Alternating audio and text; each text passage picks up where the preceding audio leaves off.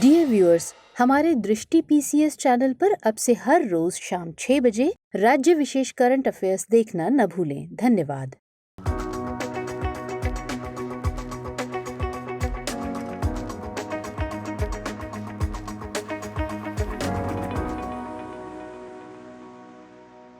नमस्कार, दृष्टि आईएएस के टुडेज जी के प्रोग्राम में आपका स्वागत है। शुरुआत करते हैं पिछले सेशन के रिकैप से।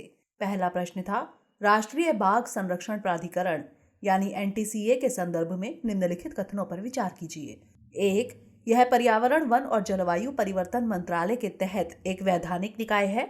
2. इसका गठन पर्यावरण संरक्षण अधिनियम 1986 के प्रावधानों के तहत किया गया था।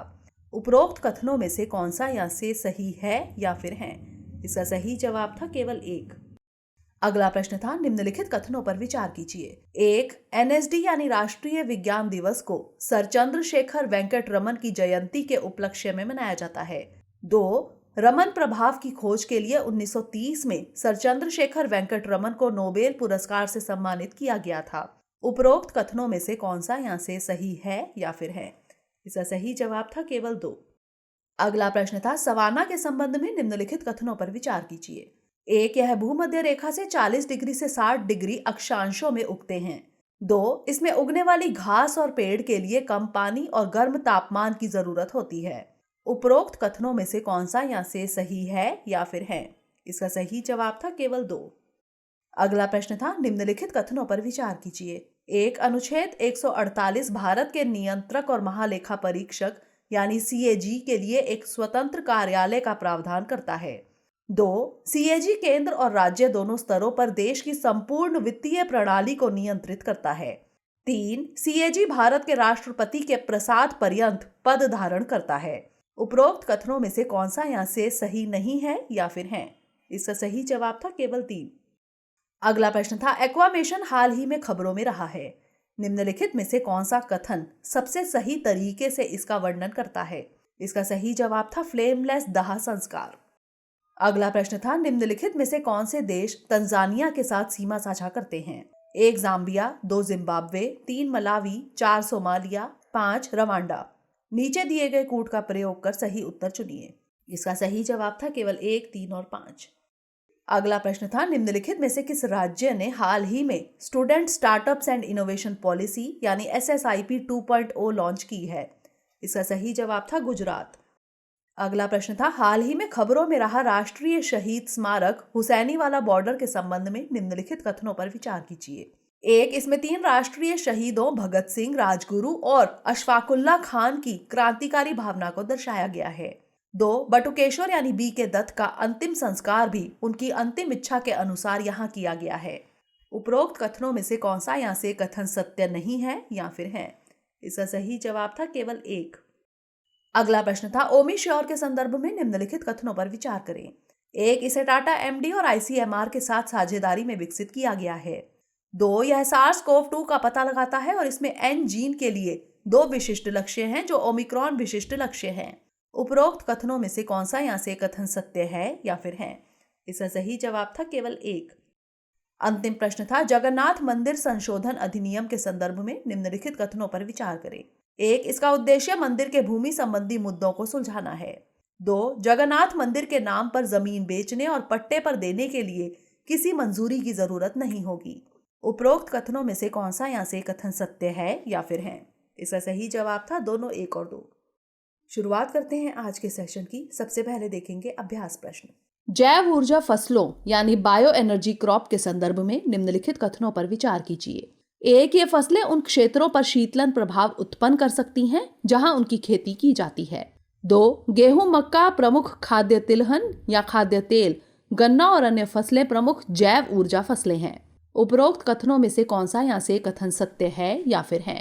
केवल 1, केवल 2, दोनों 1 और 2 या फिर ना तो 1 और ना ही 2? इसका सही जवाब है ऑप्शन सी, दोनों 1 और 2, यानी दोनों कथन सत्य हैं। एक अध्ययन के अनुसार वार्षिक फसलों को स्थायी जैव ऊर्जा फसल में परिवर्तित करने से उन क्षेत्रों में शीतलन प्रभाव उत्पन्न हो सकता है जहां ये उगाई जाती हैं। अतः कथन 1 सत्य है।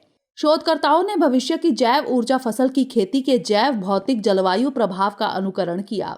यूकेलिप्टस पॉपुलर, विलो, मिस्केंथस और स्विच ग्रास अध्ययन में प्रयोग की जाने वाली जैव ऊर्जा फसलें थी। वे फसलें जिनसे जैव ईंधन का उत्पादन या निर्माण किया जाता है जैव ईंधन फसलें या जैव ऊर्जा फसलें कहलाती हैं। इनमें गेहूं, मक्का, प्रमुख खाद्य तिलहन, खाद्य तेल, गन्ना और अन्य फसलें शामिल हैं। अतः कथन 2 सत्य है। तो इस तरह इस प्रश्न का सही जवाब है ऑप्शन सी, दोनों 1 और 2। हमारे वीडियो अंग्रेजी में देखने के लिए फॉलो करें हमारा ही दूसरा यूट्यूब चैनल दृष्टि IAS इंग्लिश। आज के सेशन का पहला प्रश्न है, यौन उत्पीड़न से महिलाओं का संरक्षण यानी पोष अधिनियम के संदर्भ में निम्नलिखित कथनों पर विचार करें। 1, यह अधिनियम कार्यस्थल पर यौन उत्पीड़न को परिभाषित करता है और शिकायतों के निवारण के लिए एक तंत्र बनाता है। हालांकि यह झूठे या दुर्भावनापूर्ण आरोपों के खिलाफ सुरक्षा उपाय प्रदान नहीं करता है। 2, प्रत्येक नियोक्ता को एक आंतरिक शिकायत समिति का गठन करने की आवश्यकता होती है जिसके पास साक्ष्य एकत्र करने के लिए दीवानी अदालतों की शक्तियां होती हैं। उपरोक्त में से कौन सा यहाँ से कथन सत्य है या फिर है? केवल 1, केवल 2, दोनों 1 और 2, या फिर ना तो 1 और ना ही 2? इसका सही जवाब है ऑप्शन बी, केवल 2। हाल ही में सुप्रीम कोर्ट में एक याचिका दायर की गई है जिसमें बॉम्बे हाई कोर्ट द्वारा यौन उत्पीड़न से महिलाओं का संरक्षण यानी पोष अधिनियम के तहत मामलों में जारी दिशा निर्देशों को चुनौती दी गई है। अब जान लेते हैं कार्यस्थल पर यौन उत्पीड़न के खिलाफ महिलाओं का संरक्षण अधिनियम 2013 के बारे में। यह अधिनियम कार्यस्थल पर यौन उत्पीड़न को परिभाषित करता है और शिकायतों के निवारण के लिए एक तंत्र बनाता है। यह झूठे और दुर्भावनापूर्ण आरोपों के खिलाफ सुरक्षा उपाय भी प्रदान करता है। अतः कथन 1 असत्य है। प्रत्येक नियोक्ता को प्रत्येक कार्यालय में 10 या अधिक कर्मचारियों वाले ब्रांच में एक आंतरिक शिकायत समिति का गठन करना जरूरी है। शिकायत समितियों के पास साक्ष्य एकत्र करने के लिए दीवानी न्यायालयों की शक्तियां होती हैं। अतः कथन 2 सत्य है। शिकायत समितियों को शिकायतकर्ता द्वारा अनुरोध किए जाने पर जांच शुरू करने से पहले सुलह का प्रावधान करना होता है। नियोक्ताओं के लिए भी दंड निर्धारित किया गया है। अधिनियम के प्रावधानों का पालन न करने पर जुर्माना लगाया जाएगा और बार बार उल्लंघन करने पर अधिक दंड और व्यवसाय संचालित करने के लिए लाइसेंस या पंजीकरण रद्द किया जा सकता है। तो इस तरह इस प्रश्न का सही जवाब है ऑप्शन बी, केवल 2। अगला प्रश्न है, निम्नलिखित कथनों पर विचार कीजिए। 1, क्लाउडेड लेपर्ड नागालैंड का राज्य पशु है। 2, इसे संकटाग्रस्त प्रजातियों की IUCN रेड लिस्ट के तहत सुभेद्य यानी वल्नरेबल के रूप में वर्गीकृत किया गया है। उपरोक्त में से कौन सा यहाँ से कथन सत्य है या फिर है? केवल 1, केवल 2, दोनों 1 और 2, या फिर ना तो 1 और ना ही 2? इसका सही जवाब है ऑप्शन बी, केवल 2। हाल ही में शोधकर्ताओं की एक टीम ने नागालैंड में भारत म्यांमार सीमा पर एक समुदाय के स्वामित्व वाले जंगल में 3700 मीटर की ऊंचाई पर क्लाउडेड लेपर्ड के फोटोग्राफिक साक्ष्य इकट्ठे किए हैं। यह रिपोर्ट किए गए सबसे ऊंचे स्थानों में से एक है जहां अब तक दुनिया में इस जानवर को देखा गया है। अब जान लेते हैं क्लाउडेड लेपर्ड के बारे में। इसकी त्वचा पर बादल के आकार के पैटर्न के कारण इसका यह नाम पड़ा। इसे IUCN की रेड लिस्ट में सुभेद्य यानी वल्नरेबल के रूप में सूचीबद्ध किया गया है। अतः कथन 2 सत्य है। यह मेघालय का राज्य पशु है। अतः कथन 1 असत्य है। इसे अधिक शोध और संरक्षण प्रयासों को मजबूत करने के लिए गंभीर रूप से लुप्तप्राय प्रजातियों के लिए भारत के पुनर्प्राप्ति कार्यक्रम से जोड़ा गया है। तो इस तरह इस प्रश्न का सही जवाब है ऑप्शन बी, केवल 2। अगला प्रश्न है, निम्नलिखित कथनों पर विचार कीजिए। 1, PM formalisation of micro food processing enterprises यानी PMFME एक केंद्र पर आयोजित योजना है। 2, खाद्य प्रसंस्करण उद्योग मंत्रालय और नाफेड ने PMFME योजना के तहत एक जिला एक उत्पाद यानी ODOP ब्रांड लॉन्च किए हैं। उपरोक्त कथनों में से कौन सा यहाँ से कथन सत्य है या फिर है? केवल 1, केवल 2, दोनों 1 और 2, या फिर ना तो 1 और ना ही 2? इसका सही जवाब है ऑप्शन सी, दोनों 1 और 2, यानी दोनों कथन सत्य हैं। हाल ही में खाद्य प्रसंस्करण उद्योग मंत्रालय और नाफेड ने PM formalisation of micro food processing enterprises यानी PMFME के तहत 6 एक जिला एक उत्पाद यानी ODOP ब्रांड लॉन्च किए। अतः कथन 2 सत्य है। मंत्रालय ने PMFME योजना की ब्रांडिंग और मार्केटिंग के तहत चयनित ODOP के 10 ब्रांड विकसित करने के लिए नाफेड के साथ एक समझौते पर हस्ताक्षर किए हैं। इस योजना के तहत व्यय को केंद्र और राज्य सरकारों के बीच 60-40 के अनुपात में साझा किया जाएगा। उत्तर पूर्वी और हिमालयी राज्यों के साथ 90-10 के अनुपात में विधायिका वाले केंद्र शासित प्रदेशों के साथ 60-40 अनुपात और अन्य केंद्र शासित प्रदेशों के लिए केंद्र द्वारा 100%। अतः कथन 1 सत्य है। तो इस तरह इस प्रश्न का सही जवाब है ऑप्शन सी, दोनों 1 और 2। अगला प्रश्न है, निम्नलिखित कथनों पर विचार कीजिए। भारतीय संघ की राजभाषा ब्राह्मणी लिपि में हिंदी होगी। संविधान अंग्रेजी को सर्वोच्च न्यायालय और उच्च न्यायालयों की प्राथमिक भाषा के रूप में मान्यता देता है। उपरोक्त में से कौन सा यहाँ से कथन सत्य है या फिर है? केवल 1, केवल 2, दोनों 1 और 2, या फिर ना तो 1 और ना ही 2। इसका सही जवाब है ऑप्शन बी, केवल 2। हाल ही में गुजरात उच्च न्यायालय ने अदालत की अवमानना का सामना कर रहे एक पत्रकार को केवल अंग्रेजी में बोलने के लिए कहा, क्योंकि उच्च न्यायालय में यही भाषा मान्य थी। भारतीय संविधान के अनुच्छेद 343 में प्रावधान है कि संघ की आधिकारिक भाषा देवनागरी लिपि में हिंदी होगी। अतः कथन 1 सत्य नहीं है। अनुच्छेद 348(1)(a) कहता है कि जब तक संसद कानून द्वारा कोई प्रावधान नहीं करती है, तब तक सर्वोच्च न्यायालय और प्रत्येक उच्च न्यायालय की सभी कार्यवाही अंग्रेजी में की जाएगी। भारतीय संविधान अंग्रेजी को सर्वोच्च न्यायालय और उच्च न्यायालयों की प्राथमिक भाषा के रूप में मान्यता देता है।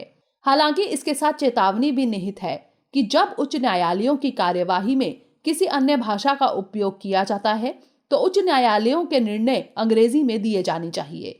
अतः कथन 2 सत्य है। तो इस तरह इस प्रश्न का सही जवाब है ऑप्शन बी, केवल 2। अगला प्रश्न है, स्पेशल फ्रंटियर फोर्स यानी SFF के संदर्भ में निम्नलिखित कथनों पर विचार कीजिए। 1, इसकी स्थापना वर्ष 2000 में कारगिल युद्ध के बाद हुई थी। 2, SFF इकाइयां सेना का हिस्सा नहीं है, लेकिन वे सेना के संचालन नियंत्रण में कार्य करती हैं। 3, महिला सैनिक अभी भी फोर्स का हिस्सा नहीं है। ऊपर दिए गए कथनों में से कौन सा यहाँ से सही है या फिर है? केवल 2, केवल 1 और 3, केवल 3, या फिर 1, 2 और 3। इसका सही जवाब है ऑप्शन ए, केवल 2। 1962 के चीन भारत युद्ध के तुरंत बाद नवंबर 1962 में स्पेशल फ्रंटियर फोर्स यानी SFF की स्थापना की गई थी। अतः कथन 1 सत्य नहीं है। यह कैबिनेट सचिवालय के दायरे में आता है, जहां इसका प्रमुख एक महानिरीक्षक होता है जो मेजर जनरल की रैंक का एक सेना अधिकारी होता है। SFF को शामिल करने वाली इकाइयों को विकास बटालियन के रूप में जाना जाता है। SFF इकाइयां सेना का हिस्सा नहीं है, लेकिन वे सेना के संचालन नियंत्रण में कार्य करती हैं। अतः कथन 2 सत्य है। ये उच्च प्रशिक्षित विशेष बलकर्मी हैं जो विभिन्न प्रकार के कार्य कर सकते हैं, जिन्हें आमतौर पर किसी विशेष बल इकाई द्वारा किया जाता है। शुरू में इसमें खम्पा समुदाय के तिब्बती शरणार्थी शामिल थे, जबकि अब इसमें तिब्बतियों और गोरखाओं का मिश्रण है। महिला सैनिक भी SFF इकाइयों का हिस्सा बनती हैं और विशेष कार्य करती हैं। अतः कथन 3 सत्य नहीं है। तो इस तरह इस प्रश्न का सही जवाब है ऑप्शन ए, केवल 2। अगला प्रश्न है, आर्थिक रूप से कमजोर वर्ग कोटा के संदर्भ में निम्नलिखित कथनों पर विचार कीजिए। 1, भारतीय संविधान के अनुच्छेद 16 को ध्यान में रखते हुए इसे दिया जा सकता है। 2, मेजर जनरल सेवानिवृत्त SR सिन्हा की अध्यक्षता वाले एक आयोग की सिफारिशों के आधार पर पहली बार EWS आरक्षण दिया गया था। उपरोक्त कथनों में से कौन सा यहाँ से कथन सत्य है या फिर है? केवल 1, केवल 2, दोनों 1 और 2, या फिर ना तो 1 और ना ही 2। इसका सही जवाब है ऑप्शन बी, केवल 2। सुप्रीम कोर्ट ने शुक्रवार को OBC के लिए 27%, आर्थिक रूप से कमजोर वर्गों के लिए 2021-22 के लिए 10% कोटा के साथ नीट PG प्रवेश को मंजूरी दे दी है। इसने अजय भूषण पांडे समिति की सिफारिशों को स्वीकार करने और वर्तमान में प्रवेश के लिए आर्थिक रूप से कमजोर वर्गों की पहचान के लिए 8 लाख रुपए के मानदंड पर बने रहने का भी निर्णय लिया है। EWS आरक्षण मेजर जनरल सेवानिवृत्त SR सिन्हा की अध्यक्षता वाले एक आयोग की सिफारिशों के आधार पर दिया गया था। अतः कथन 2 सत्य है। आर्थिक रूप से पिछड़े वर्गों के लिए आयोग का गठन तत्कालीन UPA सरकार ने 2005 में किया था, जिसने जुलाई 2010 में अपनी रिपोर्ट प्रस्तुत की। अजय भूषण पांडे समिति का कार्य संविधान के अनुच्छेद 15 की व्याख्या करना था। अतः कथन 1 सत्य नहीं है। अनुच्छेद 15 में यह प्रावधान है कि किसी भी नागरिक के साथ केवल धर्म, मूल वंश, जाति, लिंग या जन्म स्थान के आधार पर भेदभाव नहीं किया जा सकता। इसका अपवाद है कि किसी भी सामाजिक या शैक्षिक रूप से पिछड़े वर्ग की महिलाओं, बच्चों और नागरिकों के उत्थान के लिए कुछ प्रावधान किए जा सकते हैं, जैसे आरक्षण, मुफ्त शिक्षा तक पहुंच आदि। तो इस तरह इस प्रश्न का सही जवाब है ऑप्शन बी, केवल 2। अगला प्रश्न है, भारत और श्रीलंका के बीच लगातार उभर रहे मछुआरों के मुद्दों के संबंध में निम्नलिखित कथनों पर विचार करें। 1. कच्चा तीवू द्वीप का उपयोग मछुआरे अपनी मछलियों को छांटने और अपने जालों को सुखाने के लिए करते हैं। 2. श्रीलंकाई मछुआरों के साथ मुख्य समस्या यह है कि उनमें से बड़ी संख्या में भारतीय जल क्षेत्र में मछली पकड़ने पर निर्भर है। उपरोक्त कथनों में से कौन सा यहाँ से कथन सत्य है या फिर है? केवल 1, केवल 2, दोनों 1 और 2, या फिर ना तो 1 और ना ही 2। इसका सही जवाब है ऑप्शन ए, केवल 1। विदेश मंत्रालय ने कहा कि भारत ने 68 मछुआरों और 10 नौकाओं को वापस ले लिया है, जिन्हें पिछले महीने श्रीलंकाई अधिकारियों ने हिरासत में लिया था। भारतीय और श्रीलंकाई दोनों मछुआरे सदियों से पाक खाड़ी क्षेत्र में मछली पकड़ रहे हैं। 1974 में भारत और श्रीलंका द्वारा एक समुद्री समझौते पर हस्ताक्षर किए जाने के बाद ही यह समस्या सामने आई। 1976 में पत्रों के आदान प्रदान के माध्यम से भारत और श्रीलंका दोनों एक दूसरे के जल में मछली पकड़ना बंद करने पर सहमत हुए। 1974 और 1976 में दोनों देशों के बीच अंतर्राष्ट्रीय समुद्री सीमा रेखा यानी IMBL का सीमांकन करने के लिए संधियों पर हस्ताक्षर किए गए थे। यह संयुक्त राष्ट्र convention on the law of the sea यानी अनक्लोज नियमों के तहत किया गया था। द्विपक्षीय व्यवस्था अंतर्राष्ट्रीय मछली पकड़ने और शिपिंग पर प्रतिबंध लगाती है। हालांकि समझौता मछुआरों को इन जल में मछली पकड़ने से नहीं रोक सका, क्योंकि मछुआरों को कोई सीमा ही नहीं पता। बाद में भारत और श्रीलंका ने मछुआरों के मुद्दे का स्थायी समाधान खोजने में मदद करने के लिए दोनों देशों के बीच 2016 में मत्स्य पालन पर एक संयुक्त कार्य समूह यानी JWG स्थापित करने पर सहमति जताई। कच्चा तीवू द्वीप, जो अब तक मछुआरों द्वारा अपनी मछलियों को छांटने और अपने जाल सुखाने के लिए इस्तेमाल किया जाता था, IMBL के दूसरी तरफ चला गया। अतः कथन 1 सही है। भारतीय मछुआरों के साथ मुख्य समस्या यह है कि उनमें से बड़ी संख्या श्रीलंकाई जल में मछली पकड़ने पर निर्भर है, जो 1976 के समुद्री सीमा समझौते द्वारा निषिद्ध है। अतः कथन 2 सत्य नहीं है। साथ ही बड़ी संख्या में भारतीय मछुआरे ट्रॉलिंग पर निर्भर हैं, जो श्रीलंका में प्रतिबंधित है। तो इस तरह इस प्रश्न का सही जवाब है ऑप्शन ए, केवल 1। अगला प्रश्न है, भूकंप के संदर्भ में निम्नलिखित कथनों पर विचार करें। 1. एल्पाइड भूकंप बेल्ट आल्प्स भूमध्य सागर हिमालय से होते हुए अटलांटिक तक फैली हुई है। 2. भूकंप की तीव्रता को मापने के लिए परिमाण पैमाने का नाम इटली के भूकंप विज्ञानी मर्कली के नाम पर रखा गया है। उपरोक्त कथनों में से कौन सा यहाँ से कथन सत्य है या फिर है? केवल 1, केवल 2, दोनों 1 और 2, या फिर ना तो 1 और ना ही 2। इसका सही जवाब है ऑप्शन डी, ना तो 1 और ना ही 2, यानी दोनों कथन गलत हैं। नेशनल सेंटर फॉर सीस्मोलॉजी यानी NCS ने शुक्रवार को सूचित किया कि उत्तर प्रदेश के अयोध्या के पास रिक्टर पैमाने पर 4.3 तीव्रता का भूकंप आया। अब जान लेते हैं भूकंप के बारे में। सरल शब्दों में भूकंप का अर्थ पृथ्वी का कंपन है। यह ऊर्जा मुक्त होने के कारण होता है, जो सभी दिशाओं में गमन करने वाली तरंगों को उत्पन्न करता है। भूकंपीय तरंगे कहे जाने वाले कंपन भूकंप से उत्पन्न होते हैं, जो पृथ्वी के माध्यम से गमन करते हैं और सीस्मोग्राफ नामक उपकरणों पर दर्ज किए जाते हैं। पृथ्वी की सतह के नीचे का वह स्थान जहां से भूकंप शुरू होता है हाइपोसेंटर कहलाता है। इसके ठीक ऊपर पृथ्वी की सतह पर स्थित स्थान को एपिसेंटर कहा जाता है। विश्व की सबसे बड़ी भूकंप पेटी प्रशांत भूकंपीय पेटी प्रशांत महासागर के किनारे पर पाई जाती है, जहां हमारी पृथ्वी के लगभग 81% सबसे बड़े भूकंप आते हैं। एल्पाइड भूकंप बेल्ट मध्य महाद्वीपीय बेल्ट जावा से सुमात्रा हिमालय से होते हुए भूमध्य सागरीय और अटलांटिक में फैली हुई है। अतः कथन 1 सत्य नहीं है। भूकंप की घटनाओं को तीव्रता या परिमाण के अनुसार मापा जाता है। परिमाण पैमाने को रिक्टर पैमाने के रूप में जाना जाता है। अतः कथन 2 सत्य नहीं है। परिमाण भूकंप के दौरान जारी ऊर्जा से संबंधित है। परिमाण निरपेक्ष संख्या 0 से 10 में व्यक्त की जाती है। तीव्रता के पैमाने का नाम इटली के भूकंप विज्ञानी मर्कली के नाम पर रखा गया है। तो इस तरह इस प्रश्न का सही जवाब है ऑप्शन डी, ना तो 1 और ना ही 2। अगला प्रश्न है, सी ड्रैगन अभ्यास के संदर्भ में निम्नलिखित कथनों पर विचार करें। 1. यह एक वार्षिक बहुराष्ट्रीय उच्च स्तरीय ASW प्रशिक्षण अभ्यास है। 2. रॉयल कैनेडियन वायुसेना ने पिछले अभ्यास में ड्रैगन बेल्ट जीती थी। 3. 2022 में आयोजित हो रहे इस अभ्यास में सभी क्वाड देशों ने हिस्सा लिया है। उपरोक्त कथनों में से कौन सा यहाँ से कथन सत्य है या फिर है? केवल एक और तीन, केवल एक और दो, या फिर उपरोक्त सभी? इसका सही जवाब है ऑप्शन डी, उपरोक्त सभी। कनाडा और दक्षिण कोरिया के साथ भारत और क्वाड में उसके सहयोगी बहुराष्ट्रीय अभ्यास सी ड्रैगन में भाग ले रहे हैं, अतः कथन 3 सत्य है।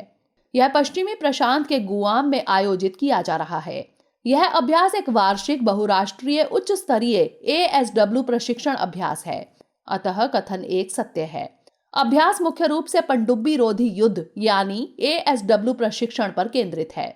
इसमें 270 घंटे से अधिक का इन फ्लाइट प्रशिक्षण और गतिविधियां शामिल होंगी, जिसमें नकली लक्ष्यों यानी सिमुलेटेड टारगेट्स पर नजर रखने से लेकर अमेरिकी नौसेना की पनडुब्बी पर नजर रखने तक की गतिविधियां शामिल होंगी। प्रत्येक इवेंट को श्रेणीबद्ध किया जाएगा और उच्चतम अंक प्राप्त करने वाले देश को ड्रैगन बेल्ट पुरस्कार प्राप्त होगा। रॉयल कैनेडियन वायुसेना ने पिछले साल के अभ्यास में ड्रैगन बेल्ट जीती, अतः कथन 2 सत्य है। तो इस तरह इस प्रश्न का सही जवाब है ऑप्शन डी, उपरोक्त सभी। अंतिम प्रश्न है, हाल ही में खबरों में रहा धारचूला ब्रिज निम्नलिखित में से किस नदी पर बनाया जाएगा? गोमती, झेलम, महाकाली या फिर रावी? इसका सही जवाब है ऑप्शन सी, महाकाली। केंद्रीय सूचना प्रसारण मंत्री अनुराग ठाकुर ने घोषणा की कि कैबिनेट ने भारत और नेपाल को जोड़ने वाले एक नए पुल के निर्माण की योजना को मंजूरी दे दी है। दोनों देश पुल के संबंध में एक समझौता ज्ञापन पर हस्ताक्षर करने के लिए तैयार हैं।